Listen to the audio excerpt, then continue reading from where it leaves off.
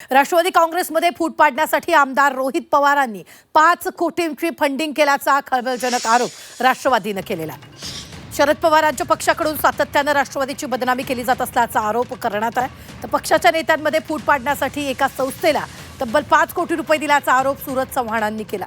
या आरोपांमुळे राजकीय वर्तुळात खळबळ उडाली आहे.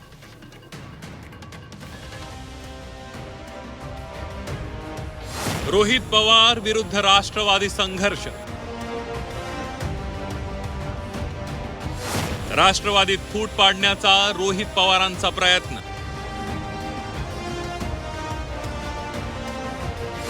राष्ट्रवादीत लुडबुडीचा रोहित पवार यांच्यावर आरोप. अजितदादा यांचा विमान अपघातात मृत्यू झाल्यापासून रोहित पवार यांनी राष्ट्रवादीतल्याच काही नेत्यांविरोधात अप्रत्यक्ष मोहीम उघडली आहे.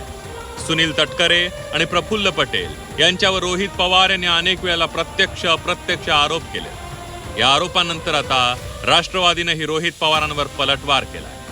रोहित पवार राष्ट्रवादीत फूट पाडण्याचा प्रयत्न करत असल्याचा आरोप राष्ट्रवादीने केलाय.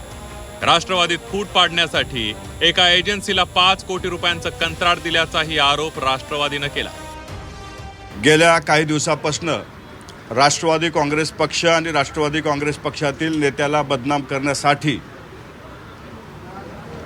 तुतारी गटाकडनं सातत्यानं प्रयत्न केला जातोय. तुतारी गटाचं जेवढं स्वतःच्या पक्षावर लक्ष नाही तेवढं लक्ष हे आमच्या पक्षावरती आणि आमच्या पक्षातल्या नेत्यावरती आहे. सातत्यानं राष्ट्रवादी काँग्रेस पक्षामध्ये फूट कशी पडेल, राष्ट्रवादी काँग्रेस पक्ष बदनाम कसा होईल यासाठी प्रयत्न त्या ठिकाणी केला जातोय. आम्हाला एक माहिती अशी भेटलेली आहे की रोहित दादा पवार यांनी राष्ट्रवादी काँग्रेस पक्षात फूट पडण्यासाठी राष्ट्रवादी काँग्रेस पक्षाचे नेते बदनाम करण्यासाठी 5 कोटी रुपयाचं पॅकेज हे एका एजन्सीला दिलेलं आहे. राष्ट्रवादीत कुणी काही चुकलं तर त्यावर कारवाईसाठी सुनेत्रा पवार सक्षम असल्याचं राष्ट्रवादीनं म्हटलंय.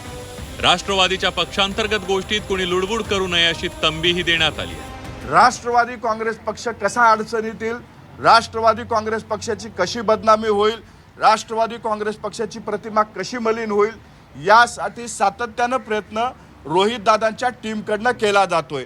माझं त्या टीमला एवढंच सांगणं आहे, जितकं लक्ष तुम्ही आमच्या पक्षावरती देताय तितकंच लक्ष तुम्ही तुमच्या आमदारावरती द्या, तुम्ही तितकंच लक्ष तुमच्या खासदारावरती द्या, तितकंच लक्ष तुमच्या संघटनेतल्या पदाधिकाऱ्यावरती द्या, कारण ते तुमच्या पक्षात नाही तर दुसऱ्या पक्षात आहेत.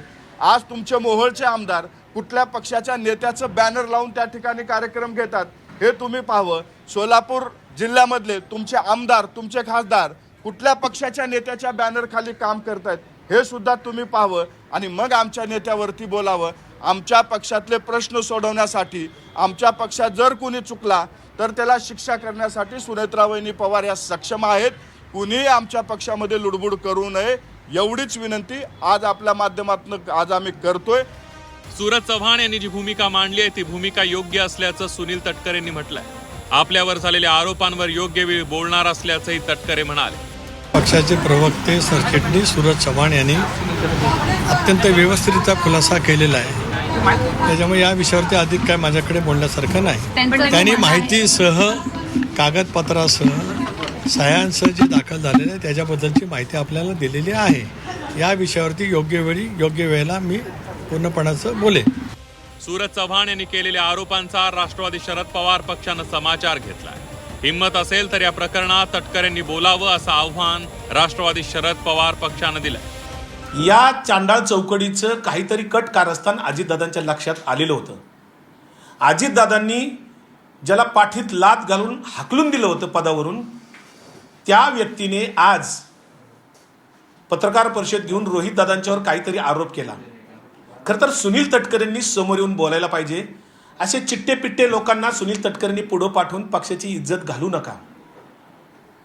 तटकरे साहेब तुमच्याकडे उत्तर नाहीत असं एकदा जाहीर तरी करा. कारण अशोक खराच्या प्रकरणात तुम्ही आणि चाकणकर बाई दोघ जण गुंतलेला आहात. राष्ट्रवादी विरुद्ध राष्ट्रवादी या संघर्षात कधी पवार कुटुंबातील वाद मिटतील असं वाटलं होतं. अजितदादांच्या निधनानंतर विलिनीकरण होतं की काय अशी परिस्थिती होती. पण आता नव्यानं सुरू झालेला वाद पाहता राष्ट्रवादीतल्या पवार कुटुंबातला दुरावा आणखी वाढल्याचं दिसू लागलंय. सीमा आढे, झी 24 तास, मुंबई.